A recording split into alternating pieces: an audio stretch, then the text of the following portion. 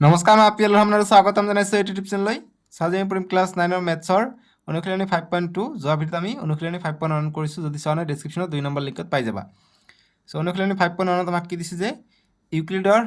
1 number যে ইউক্লিডৰ পঞ্চম শিকাৰ্যটো সহজে বোধগম্য হোৱাকৈ তুমি কেনেকৈ পুনৰ লিখিবা। ইয়াত দুটা প্ৰশ্ন আছে। ইফালে তোমালোকে চাবলৈ পাবা ইয়াত পেজ নম্বৰ 170ত ইম্পৰ্টেণ্ট এটা পইণ্ট আছে যে প্লেয়াৰৰ শতসিদ্ধ যিটো আছে প্লেফেয়াৰৰ শতসিদ্ধ এটা নীতি আছে, প্লেফেয়াৰ্ছ অক্সিয়ম বুলি কয়। এইটো 1729 চনত স্কটলেণ্ডৰ গণিতজ্ঞ জন প্লেফেয়াৰে আগবঢ়াইছিল। কি কৈছিলে? তেওঁ কৈছিলে যে প্ৰতিডাল ৰেখা এল আৰু এলৰ ওপৰত নথকা প্ৰতিটো বিন্দু পিৰ বাবে এডাল একক ৰেখা এম পোৱা যায় যি এলৰ সমান্তৰাল আৰু পিৰ মাজেৰে যায়। মানে কথাটো কেনেকুৱা? এইটোৰ ওপৰত আমাক 1 নম্বৰ প্ৰশ্নটো দিছে। মই এইটো কৰাই দিওঁতে তোমালোকক বুজাই দিওঁ। এইটো ইম্পৰ্টেণ্ট আছে, ঠিক আছে, MCৰ কাৰণে। মানে কি কৈছে যে যদি এডাল ৰেখা হয়, যে এডাল ৰেখা এল আৰু আনটো এটা বিন্দু ধৰি লোৱা পি বিন্দু, যিটো এলৰ ওপৰত নাই, সেই পি বিন্দুৰ মাজেৰে যদি অকল এডালহে ৰেখা আছে, পি বিন্দুৰ মাজেৰে বহুতো ৰেখা যাব পাৰে, ইফালেদি যাব পাৰে, এইফালেদি যাব পাৰে, ঠিক আছে। গতিকে এইখিনি ৰেখা সমান্তৰাল নহয়, অকল এটা ৰেখাহে সমান্তৰাল হয়। গতিকে ইয়াৰ চিধাকৈ যিটো যাব, এনেকুৱা এটা ৰেখাহে যাব যিটো আন এটা যিটো এল ৰেখা আছে এইটোৰ সমান্তৰাল হ'ব, ঠিক আছে। গতিকে এইটো এমৰ নাম দিওঁ। এনেকুৱা ধৰণৰ কথা কৈছে যে বেলেগ অসংখ্য ৰেখা এটা বিন্দুৰে যায়, কিন্তু অকল এটা ৰেখা যাব যিটো সমান্তৰাল হ'ব, ঠিক আছে। বাছ এইটোৱে আমাক কৈছে যে ইউক্লিডৰ পঞ্চম শিকাৰ্যটো সহজে বোধগম্য হোৱাকৈ তুমি কেনেকৈ পুনৰ লিখা। গতিকে ইউক্লিডৰ পঞ্চম শিকাৰ্যটো সহজ কৰাৰ কাৰণে যি প্লেফেয়াৰৰ নীতি আছে, প্লেফেয়াৰৰ নীতিমতে আমি সহজতে পাই যাওঁ, ঠিক আছে। গতিকে এইটো কথা আমি এতিয়া লিখিম। একৰ সলিউশ্যন। এইটো কথা এতিয়া লিখিম, ঠিক আছে, যে ইউক্লিডৰ পঞ্চম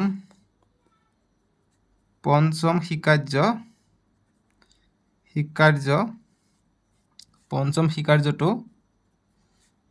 সহজকৈ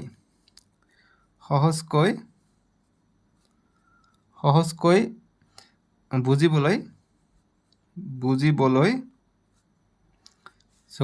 ইউক্লিডে যে কি কৈছিলে যে সমান্তৰাল ৰেখাৰ ওপৰতে কৈছে। সেইটো সহজকৈ বুজিবলৈ আমি প্লেফেয়াৰৰ নীতিটো ব্যৱহাৰ কৰিম।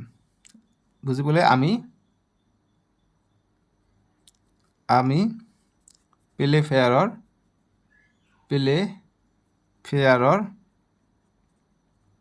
প্লেফেয়াৰৰ শিকাৰ্য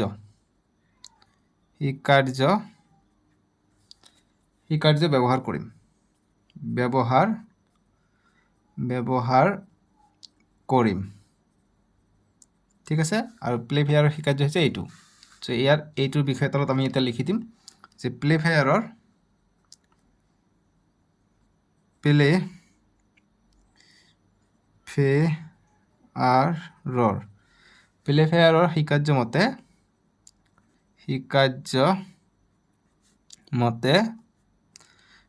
শিকাৰ্য মতে কি হয় যে এখন সমতলত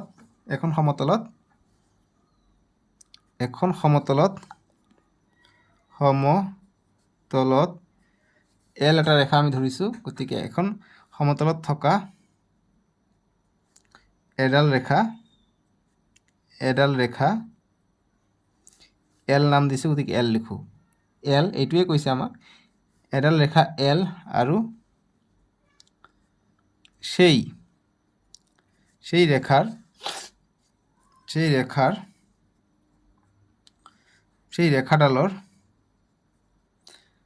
ৰেখাডালৰ ওপৰত নথকা আন এটা বিন্দু পি ধৰি লৈছোঁ। এইটো ৰেখাডালৰ ওপৰত নথকা এটা বিন্দু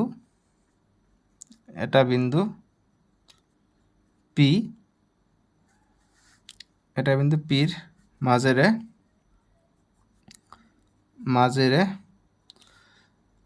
এলৰ সমান্তৰালকৈ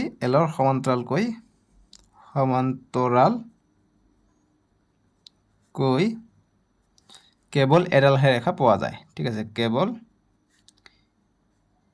কেৱল অন্যান্য সৰল ৰেখা পোৱা যায়। কেৱল এটা পোৱা যায়, যে মানে বেলেগ আৰু কি পোৱা যায় সুধিছে। গতিকে কেৱল এডাল অন্যান্য সৰল ৰেখা পোৱা যায়, ৰেখা পোৱা যায় ঠিক আছে বাস এইখিনি কৰিবা এনসাৰ হৈ গ'ল সলিউশন ঠিক আছে গতিকে তোমালোকে ইচ্ছা কৰিলে এই চিত্ৰটো তলতে আঁকিব পাৰা এইখিনি লিখাৰ পিছত তলতে চিত্ৰটো আঁকিব পাৰা ঠিক আছে বা যদি এইখিনি ইয়াতে লিখা তথাপি একো কথা নাই কিন্তু এতিয়া আমি এইখিনি লিখাৰ পিছত আৰু আমি দেখা পাইছোঁ আৰু বেলেগ ৰেখা বেলেগ যিবিলাক আছে সেইবিলাক সমান্তৰাল নহয় গতিকে এইটো কথা আমাক অলপমান লিখিব লাগিব যে ইয়াৰ অৰ্থটো আমি সহজ ভাষাত বুজাই আছোঁ যে লিখিম ইয়াৰ অৰ্থ হল যে এটা নিৰ্দিষ্ট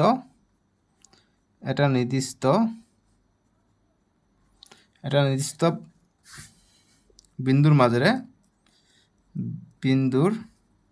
মাজেৰে আন এডাল নিৰ্দিষ্ট ৰেখাৰ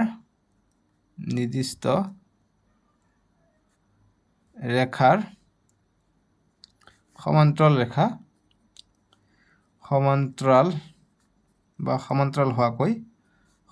হোৱাকৈ বেলেগ ৰেখা পোৱা নাযায় এইটো কথা লিখিম হোৱাকৈ অধিক ৰেখা পোৱা নাযায় বা আঁকিব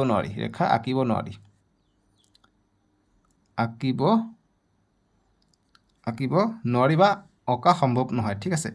বা আঁকিব নোৱাৰি বুলি দিবা হৈ যাব নোৱাৰি বাস এইখিনি লিখিবা হৈ গ'ল সলিউশন 1 নম্বৰটোৰ এতিয়া 2 নম্বৰ প্ৰশ্নটো দিছে যে ইউক্লিডৰ পঞ্চম শিকাৰ্য সমান্তৰাল ৰেখাৰ অৱস্থিতি সূচায় নে ব্যাখ্যা কৰা গতিকে ইউক্লিডৰ পঞ্চম শিকাৰ্য সমান্তৰাল ৰেখা অৱস্থিতি সূচায় নে ব্যাখ্যা কৰা গতিকে ইউক্লিডৰ পঞ্চম শিকাৰ্য কি হয় সমান্তৰাল ৰেখাৰ অৱস্থিতিটো সূচায় গতিকে এইটো আমাক ব্যাখ্যা কৰিব দিছে সো গতিকে আমি ব্যাখ্যা কৰিম কেনেকৈ গতিকে আমি লিখিম 2ৰ সলিউশন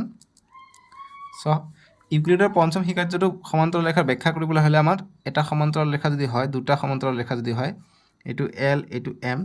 যদি এই সমান্তৰাল ৰেখাক যদি ছেদ কৰে এটা ৰেখাই ইয়াৰ নাম যিকোনো দিব পাৰা ইয়াৰ নাম পি বুলি দি দিওঁ সো এটা ৰেখা যদি ছেদ কৰে তেনেহ'লে ইয়াৰ অন্ত যিবিলাক কোণ আছে ইয়াৰ অন্তকোণ এইটো আৰু এইটো ইয়াৰ যোগফল 180 ডিগ্ৰী আকৌ এইটো আৰু এইটোৰ যোগফল 180 ডিগ্ৰী বা 180 ডিগ্ৰীতকৈ কম হয় ঠিক আছে গতিকে এইটো আমাক কি কয় ইউক্লিডৰ পঞ্চম শিকাৰ্য মতে আমাৰ এইটোৱে সমান্তৰাল ৰেখাৰ অৱস্থিতি সো যদি ইয়াৰ যোগফলটো 180 ডিগ্ৰী হয় তেতিয়া ৰেখা দুডাল সমান্তৰাল হয় ঠিক আছে সো গতিকে আমি লিখিম যে ইউক্লিডৰ পঞ্চম শিকাৰ্য মতে বা শিকাৰ্যই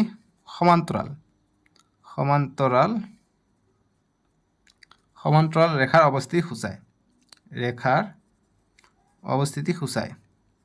অৱস্থিতি সূচায় ঠিক আছে এতিয়া ব্যাখ্যা কৰিম আমি যে ব্যাখ্যা লিখিম যে ধৰা হল এল আৰু এম বিন্দু বুলি ধৰি ল'ম যে ধৰা হল দুডাল সৰল ৰেখা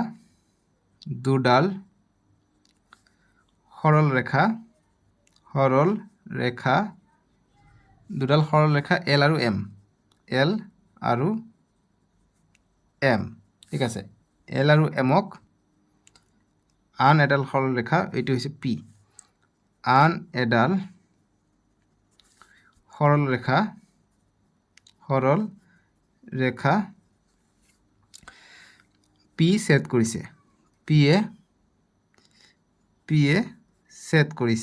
ছেদ কৰিছে ঠিক আছে এতিয়া আমি ইউক্লিডৰ শিকাৰ্যটো ব্যৱহাৰ কৰিম লিখিম এতিয়া যে ইউক্লিডৰ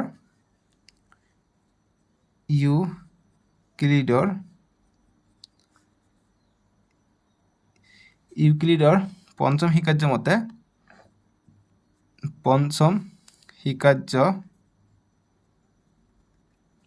শিকাৰ্য মতে যদি ছেদকৰ এফালে বা একেফালে দুটা কোণ 180 ডিগ্ৰী বা 180 ডিগ্ৰী কম ঠিক আছে ছেদকৰ একেফালে উৎপন্ন হোৱা উৎপন্ন হোৱা জাষ্ট ষ্টেপ বাই ষ্টেপ বস্তুখিনি লিখিব লাগে ঠিক আছে উৎপন্ন হোৱা অন্তঃকোণ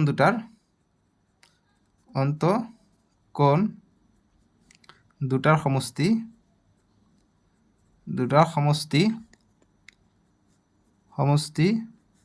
180 ডিগ্ৰীতকৈ কম হয় তেন্তে 180 ডিগ্ৰীতকৈ যদি কম হয় তেন্তে কি হ'ব ৰেখা দুডাল সেই দিশত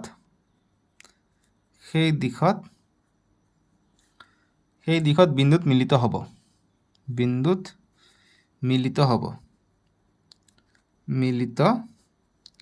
হ'ব ঠিক আছে যদি এই অন্তঃকোণ দুটা যদি 180 ডিগ্ৰীতকৈ কম হয় তেনেহ'লে অকণমান বেকা হৈ থাকিব এনেকুৱা হৈ থাকিব গতিকে এটা বিন্দুত আহি কটাকটি কৰিব মিলিত হ'ব গতিকে এইটো সমান্তৰাল ৰেখা নহ'ব কিন্তু ইয়াত যোগফল যদি কাৰেক্ট 180 ডিগ্ৰী হৈ যায় তেতিয়াহ'লে সমান্তৰাল ৰেখা হ'ব এইটো কথা আমি লিখিছোঁ গতিকে মিলিত হ'ব যেতিয়া 180 ডিগ্ৰীতকৈ কম হয় কিন্তু যদি এবাৰ ছেদক যদি 180 ডিগ্ৰি হয় এটি লিখিম কিন্তু যদি ছেদকৰ অন্তঃকোণ বা একেফালে কথাটো লিখিব লাগিব যে একেফালে থকা অন্তঃকোণ দুটাৰ সমষ্টি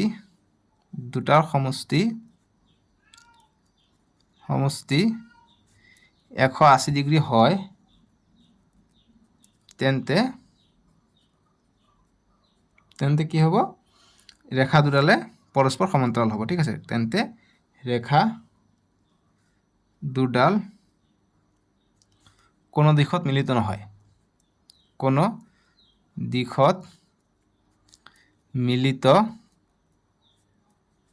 নহয় ঠিক আছে কোনো দিশত মিলিত নহয় মানে কি এইটো সমান্তৰাল হৈ আছে মিলিত নহয় লিখিম যিহেতু ৰেখা দুডাল কোনো দিশত ছেদ কৰা নাই বা মিলিত হোৱা নাই ঠিক আছে কোনো দিশত কটাকটি কৰা নাই বা ছেদ কৰা নাই যি লিখা কটাকটি কৰা নাই বা নকৰে গতিকে ইয়াত জাষ্ট অকণমান লিখিব লাগে ঠিক আছে গতিকে ইহঁত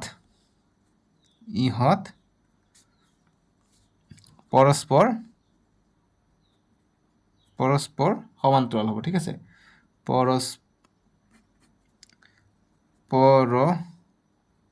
পৰস্পৰ সমান্তৰাল ঠিক আছে যদি সমান্তৰাল হ'ব বুলি লিখিবা হ'ব ঠিক আছে এতিয়া লাষ্টত যি কৈছে আমাক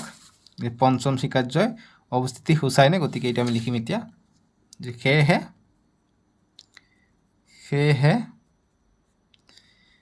ইউক্লিডৰ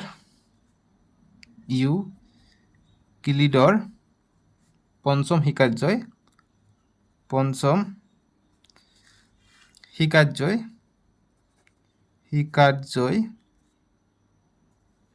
সমান্তৰাল ৰেখাৰ অৱস্থিতি সূচায় বা সমান্তৰাল ৰেখাৰ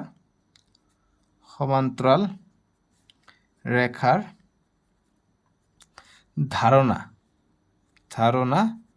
স্পষ্ট কৰি দিয়ে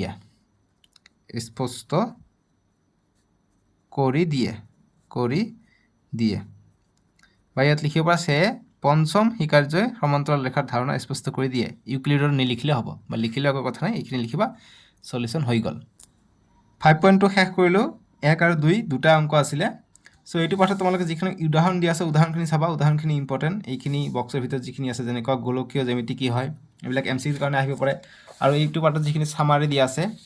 সাৰাংশখিনি পঢ়িবা প্ৰতিটো কিন্তু ইম্পৰ্টেণ্ট যেনেকুৱা